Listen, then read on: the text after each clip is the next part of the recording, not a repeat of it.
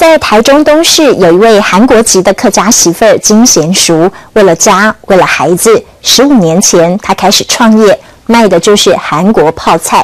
只是这韩国泡菜加了鱼露，不合口味，创业前6年亏损连连。后来金贤淑改用苹果取代，现在已经是网络上的人气商品了。今天感动时刻，我们要带您来见证金贤淑的客家精神。10片了，今天怎么那么多？10片，站在货车旁，泡菜妈妈金贤淑拉开嗓门，用一口流利的客家话指挥着员工小心处理从韩国运来的大白菜。好了，用小心一点啦，放香来啊，放伊熟悉来嘿。你嘿，金妈妈做的红个泡菜，懂好食咯。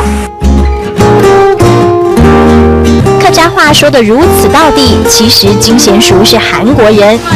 40多年前嫁到台中东市，成了客家媳妇儿。为了融入大家庭，她自己学会客家话。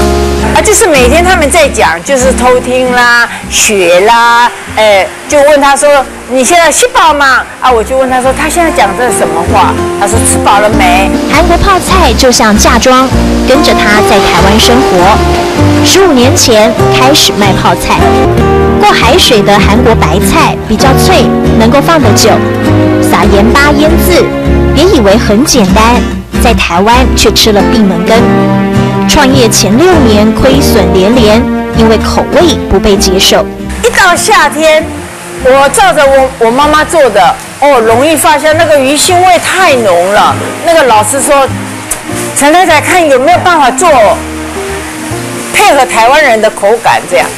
韩国泡菜也要入境随俗，考虑台湾气候，用苹果取代鱼露，由辣椒粉、姜、蒜和水果调配的佐料，倒进腌制5个小时的白菜，再加以搅拌。没有爱心的人做的都不好吃的。金贤淑用爱心做泡菜，终于被看见，订单接踵而来，品质不因此马虎。每天平均3000桶泡菜，从腌制到出货，金贤淑一定全程参与。她学会客家人勤俭耐劳的天性。他们的优点勤俭勤劳。年近70的瘦弱身躯，每天以泡菜为伍，各种酸甜味倒进她的人生。